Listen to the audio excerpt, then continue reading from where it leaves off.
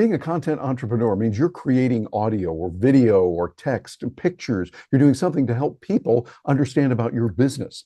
They see that, and the content that you create converts into cash. That's critical, what we talk about here at Stark Raving Entrepreneurs. But speaking of that, the stark truth is that many content entrepreneurs fail. And we're going to show you in this video how to avoid that. I'm Terry Brock, and I'm joined by Gina Carr, my partner in this venture, to help you. Gina, what are your thoughts on being a content entrepreneur? Well, it's certainly something that is important, and it's a great way for people who have expertise or passion in a specific area to get their message out into the world and to make money doing so, which is just an amazing thing that's been happening over the last few years and is really coming into its own. This whole thought of not just a content creator, but a content entrepreneur that makes your living by creating content. Yeah, I think that's the key, that you out there, you're creating content, and this is how you want to earn a living. So we're going to give you some of the specific steps that you can get into. And we've got a very nice gift for you at the end. So stay tuned to the rest of this. We've got something that can really help you in many, many ways. Now, over the years, we've worked with hundreds of content entrepreneurs, and we've seen what works and what doesn't work. So today we're going to share with you some of the best tips and strategies that we've picked up. And let's get right into it. So some of the common reasons for failure, I believe one of the main ones is that people don't begin with the end in mind, as Stephen Covey told us. They start creating this kind of content, and then they start doing this kind of content, and they don't have this overall direction that I need to be headed in a specific direction. You need to get a lot of clarity on who you serve and the problem that you solve with your content entrepreneur business and how you're going to make money. So as you're creating content, it's not that every piece of content goes directly to asking someone to buy something, but it is with that end in mind that you create your content and get it out into the world. Gina, I'd have to agree with you on that. I think that's very important that you get that out there. And I think another thing that really plagues a lot of the people that fail in content creation is they have very poor audience understanding. They don't know exactly what people are looking for. They think, hey, I've got a nifty, groovy idea. Boy, this is really cool. But the audience is going, we don't care about that. Because, hey, when you produce content, you're competing with, well, let's see, everybody on the internet. All the messages that are out there. So what you want to do is you want to come up with something that people are really looking for. You might think, well, Terry, how do I find that out? Well, the way you find it out is you ask. You ask them and you do your research. Our friend Brian Fanzo talks about doing your own damn research. And I think he is so right. Hi, Brian. Hope you enjoy this. But there's a lot of wisdom in that statement. You've got to look at what you're doing and how to do it. Now, doing that research today, you can use AI tools. The AI tools give you the ability to go out there and track, here's what people are looking for, here's what they're not. Using ChatGPT, very important for that. I'd recommend using the 4.0 version of it right now. We talk about that in our Stark Raving Entrepreneurs program. Also, Perplexity, a very good one, and one that we use and love a lot through Perplexity is called Claude. And there's a component of that called Sonnet. Now, if you don't understand that, that's okay. We got other videos to help you on this, and you can drop us a note and ask on that. But these are what you want to do. Do your research and use AI tools to get the right answers. Well, one of the ways that you can do that is you need to have consistent content creation. So lacking this consistent content creation is definitely one of the big mistakes that we see people making. And so as you have that clarity on who you serve and the problem that you solve, and what is their urgent need that you can help them with, you want to create videos, you want to create audios like we're doing right now. We're creating a video, we'll pull the audio from this, we'll pull some text from this and repurpose that, and then we'll create some images. So video, audio, images, and text, and you can certainly use AI to supplement what you're doing. It's never been easier to create content using AI and using your own ideas and merging the two. Yeah, you know something, Gina, as you mentioned that reminds me, a lot of times when people say, oh, it's so easy now, but they're producing poor content. And they're doing it because, number one, like we said, it's not what your audience wants. And also poor delivery. If we stand here like this all the time and speak like that, that's not going to be good. You know, that's not good either. Again, you're competing with the entire internet. And a bazillion, I think that's the exact number, a bazillion videos that are uploaded onto YouTube all the time. It's good that there is a large variety of content out there, but you got to make sure that it's got good content, good delivery, and also not so predictable. Too often people fall into repeating exactly what has been said before over and over, and that does not work. So you want to make sure that it's unique. It's something that people go, hey, that's brand new. I like that. Oh, I can use that. I'm going to watch her channel. I'm going to watch his channel. I like what these folks are doing at this place. That's what you want to do, and that will help you to avoid failure in content creation. Well, when I think about people who really have not succeeded with their becoming a content entrepreneur, it's one of the big reasons is because they just keep waiting and waiting until everything's perfect until they get started. They got to feel like, oh, I have the perfect offer, I have the perfect content, I have the perfect way of creating that content. But you don't need to have all that. You just need to get started. You try a few things out, you figure it out, you improve, you tweak, you pivot, you make it your own, and you watch what's happening, and you are constantly refining. I think often to the time when I was learning to ride a bicycle, and I got a bicycle when I was about 5 years old for Christmas and had training wheels, and my dad behind me to push me along a little bit until I got stable. And then he stopped pushing me and I just used the training wheels, but then I got rid of the training wheels. And so similarly, you can use your own testing and trials to get your content out there and to figure out how to do it better all the time. Yeah, Gina, I have to agree on that. And by the way, some know I ride a unicycle. So I had the one wheel. I didn't have anyone pushing me along as I was learning. I had to learn, but the principles are still there. You try something and yeah, you're going to fall down. You definitely will. But when you do, you get back up. And then what you want to do is analyze what went wrong. You can sit there and go, oh, woe is me, and cry and really waste your time. Or you can say, okay, we messed up on that one. What went wrong? How can we take care of that? And that means what you got to do is you got to test, then test and test. You never stop testing to say what worked well on this, what didn't work well on this one. Always do that and keep records of it. By keeping records, you're going to be able to do it. And I think too often we're waiting for that perfect moment, and the perfect moment really just doesn't come. So what you want to do instead is you want to be able to say, okay, I'm going to start with something that I can use and try something real simple. I know a lot of people like to use X, formerly known as Twitter. Be able to put something there, and if people resonate with it, then you can say, okay, I'll do more of that. The idea of a minimum viable product is a term that's been around for a long time. Frank Robinson came up with that back in 2001. It was, and then it was popularized a lot by Steve Blank and Eric Ries. They talked about a minimum viable product. I think that's a great idea. Let's take it into the area of content creation so you can have a minimum viable idea. Minimum viable idea that you say, okay, this is something, let me try it out there. Try it in different ways, and then pack in, pack in a whole lot of capabilities and power and value that you're going to have there. Because what you want to do is have a real key to success. And that key is going to start with a unique value proposition. You want to give them something that people are ready, willing, and able to pay for.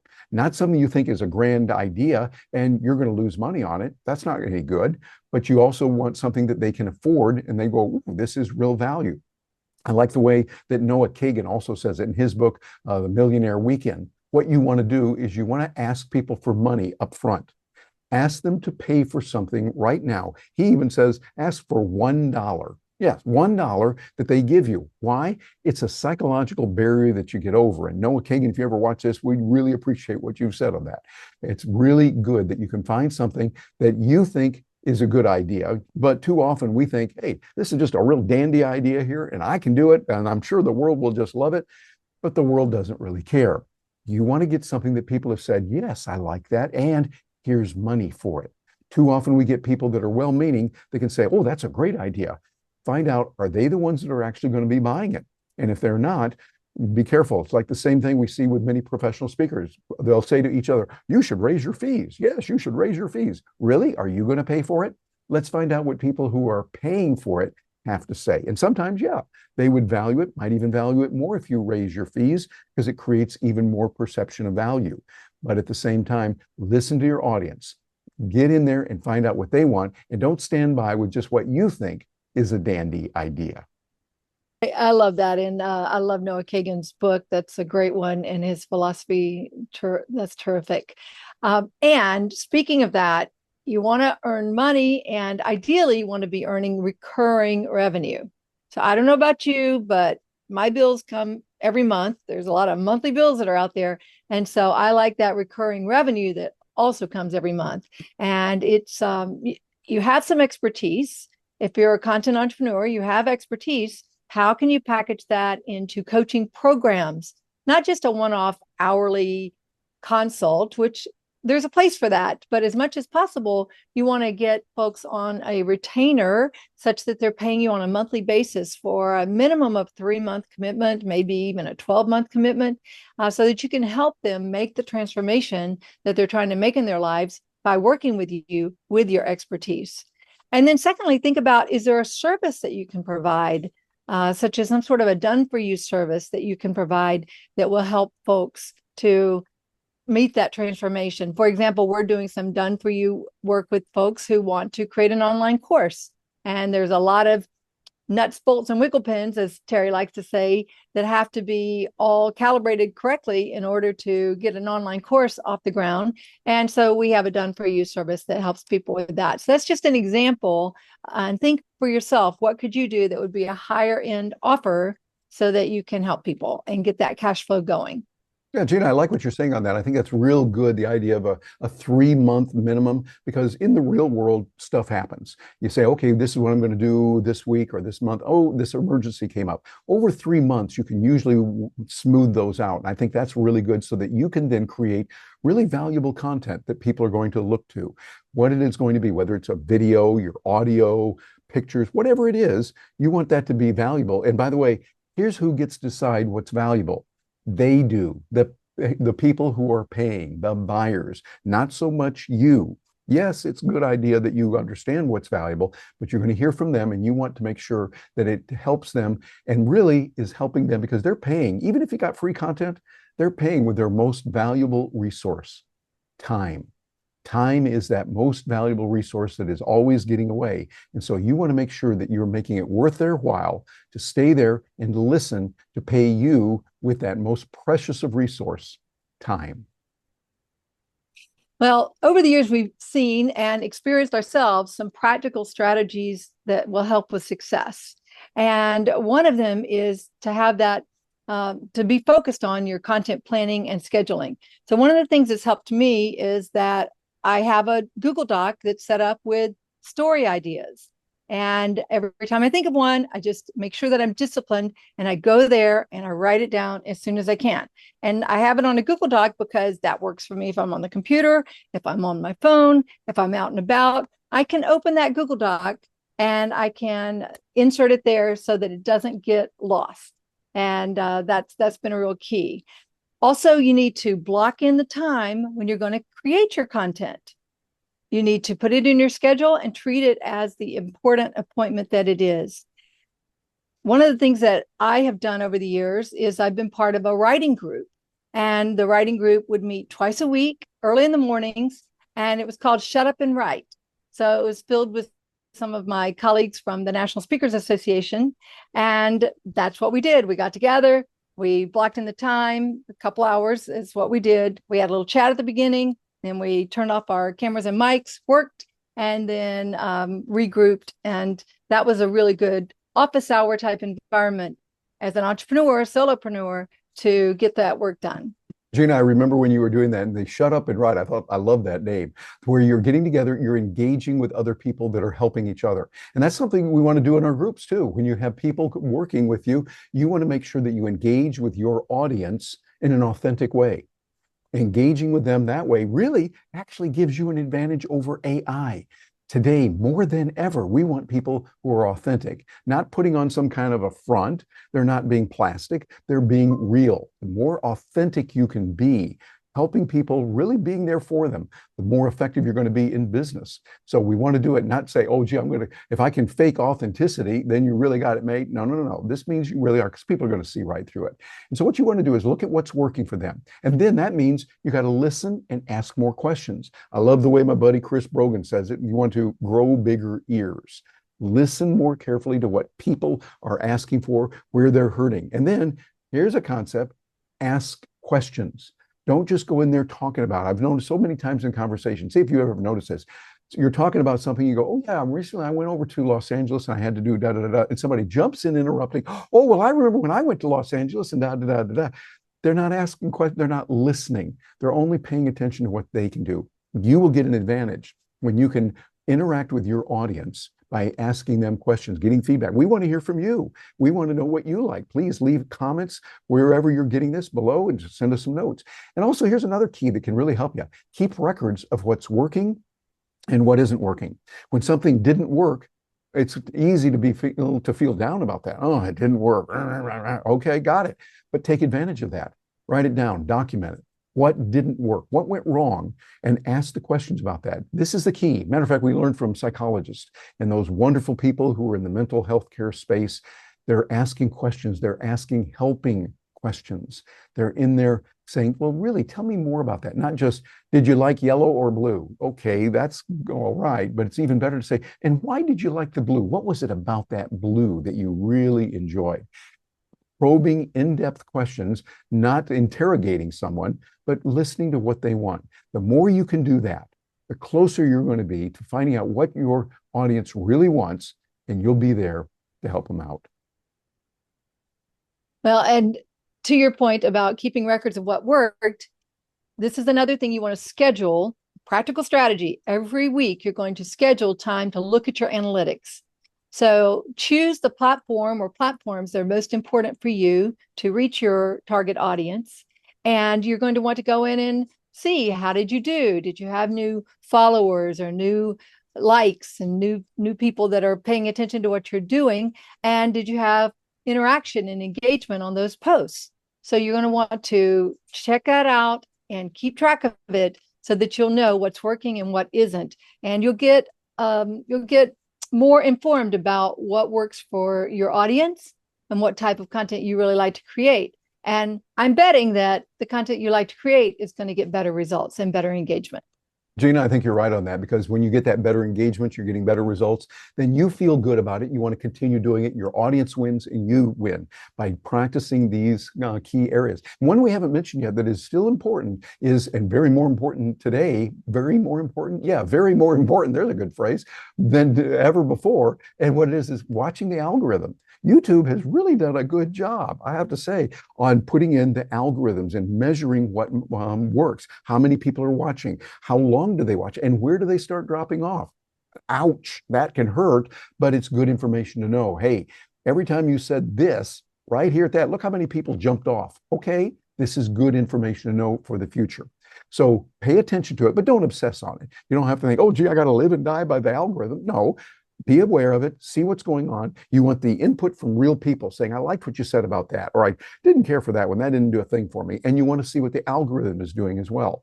Make sure you're monitoring all of that. And so don't try to out-algorithm everyone else and think, oh, if I get that down, then I'll be okay. Use it. It's a tool like AI, but you are the one that is in control of all of it. Okay, and one of the things that you're going to want to do is to manage those creative blocks. Consider batching your content.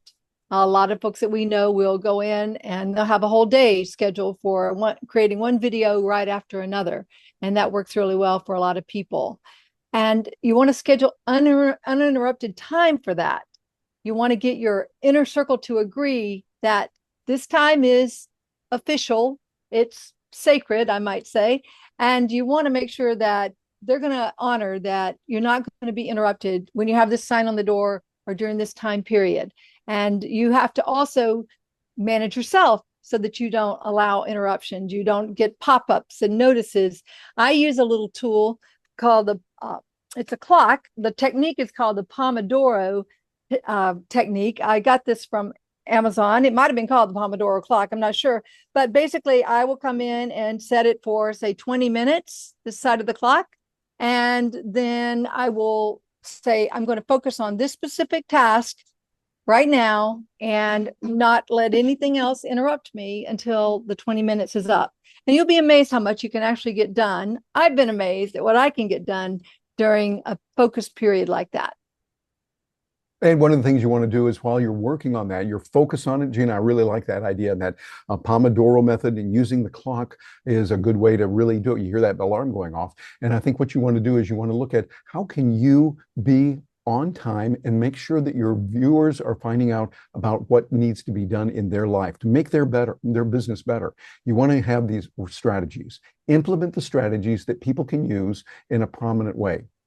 So, Gina, I think we've covered a lot of ground today on how people can avoid the failures and then get in there and start looking at it. We'd love to hear from you, dear listener.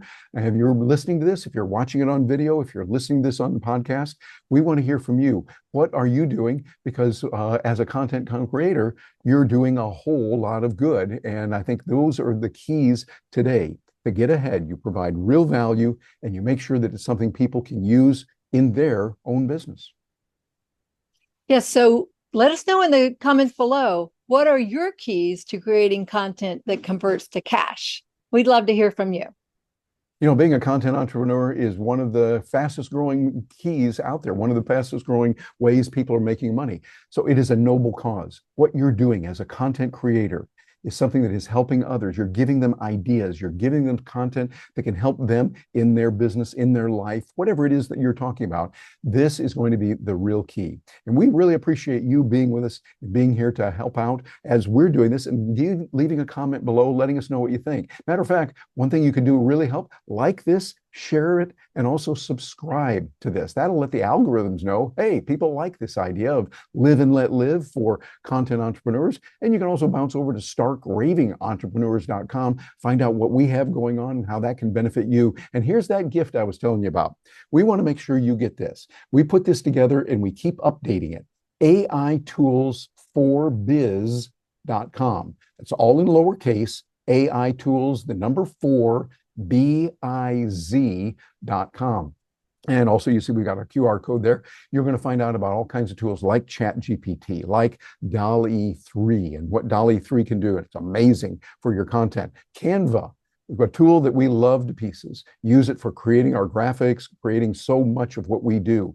Also, you want to look at the lexica.art, a great little tool for creating graphics that would be good for you, along with other tools. One that we like particularly, Udly. Now, if you want to get better at interviews and communicating, Udly is a great tool as a speech coach that can help you on that.